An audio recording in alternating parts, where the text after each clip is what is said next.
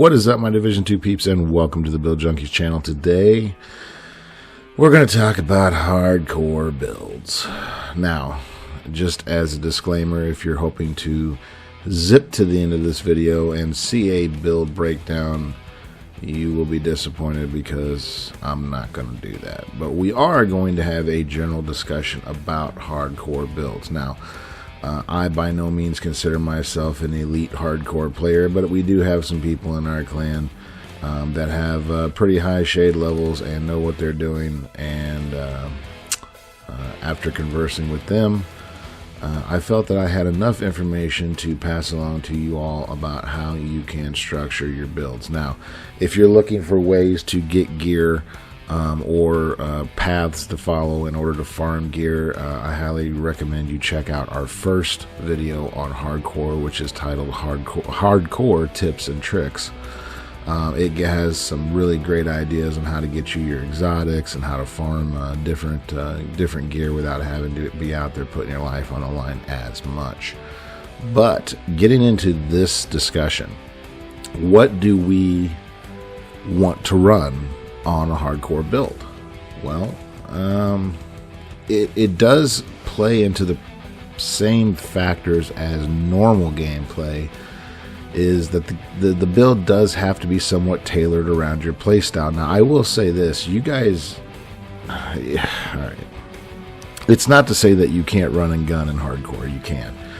If you are a savage run and gunner and you're, elite top whatever percentage of players, you can probably make that work. But the truth of the matter for most people is you're going to have to adapt your gameplay a little bit, especially if you're an in-their-face DPS player or even an in-their-face tank player, because there's no margin for error, folks. I mean, if you go down permanently, you stay down permanently. So you do have to adapt your builds a little bit in mind of those factors. Now, some things to take away from this. So you are going to have to substitute some damage, whether it be talents or even attributes, in order to give yourself more survivability on your build.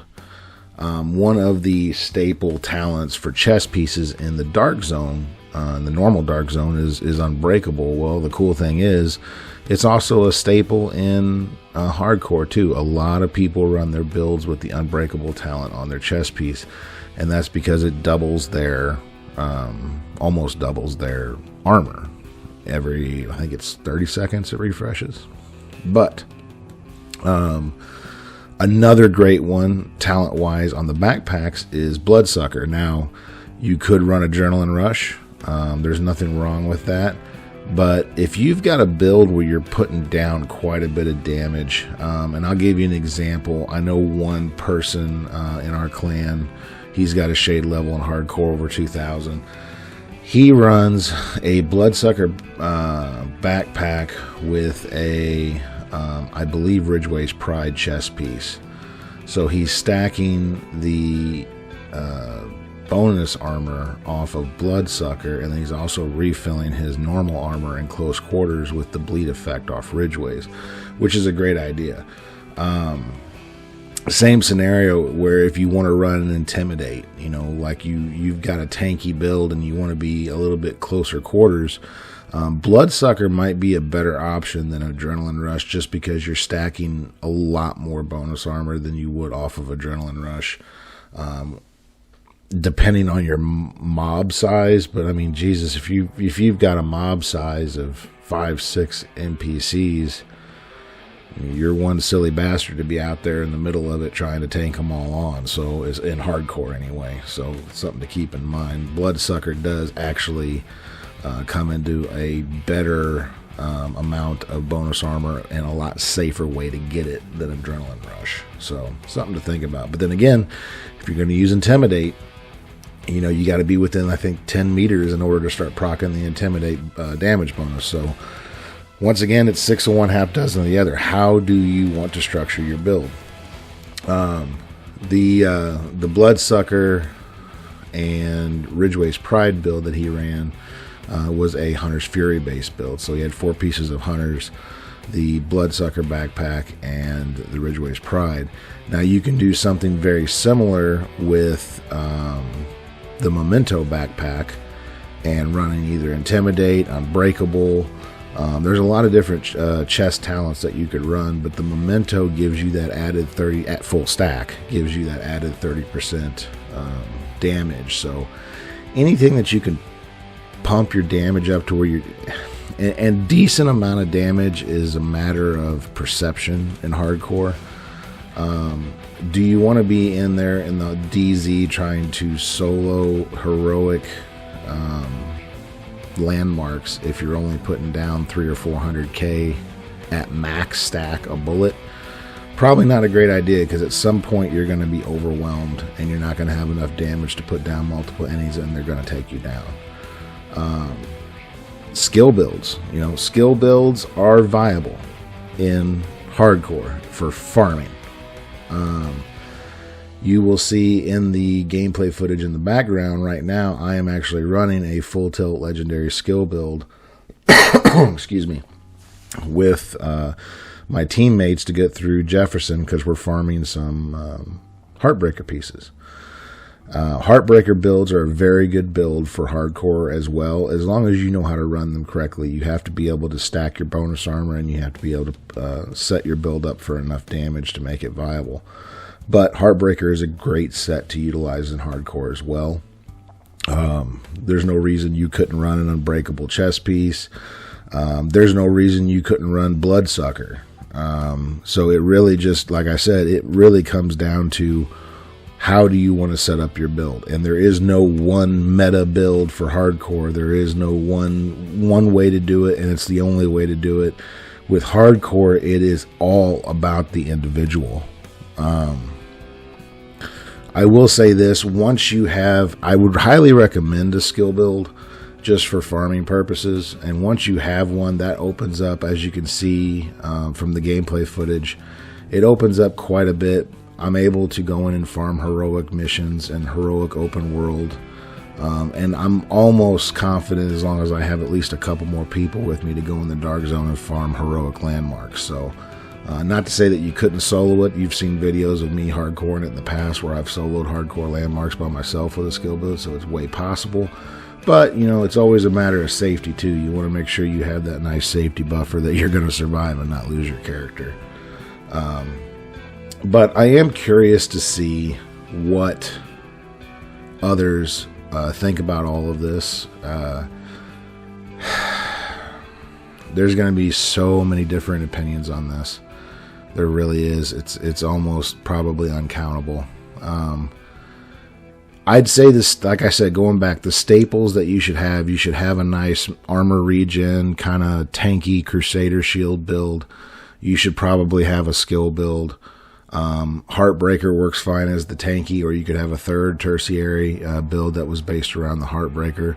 If you really wanted to throw down some DPS, a tanky striker build would work too. You just got to remember, with all of those builds like Heartbreaker and Striker, you have to stack to get your damage, which means one of two things. You have to be close enough to use an ACS or rock and roll shotgun in order to build your stacks, or you have to have your build set up to where you can stack at a distance with certain weapons, and you have to make sure you land your shots. So if you're not doing those things, you're going to die. There's no nicer way to put it. That's just the way it is. But I'm not making this video to scare people off of hardcore. Hardcore is a great, fun way to, especially a fun way to farm the DZ if you're not a PvP player. I've said that in the past in previous videos. There's just not a lot of people in the PvP servers on hardcore. They're just not. It's not to say that you won't see one or run across them, but it's very rare.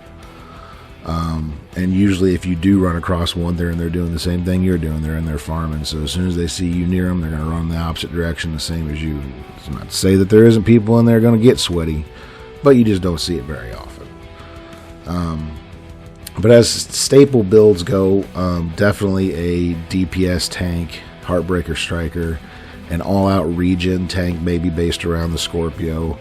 and then a skill build will be 3 builds that I would highly recommend you have in your arsenal on your hardcore character. With those 3 things, shy of raids, which if you really want that commendation, more power to you. I'm not gonna send my hardcore through a raid just to get a commendation.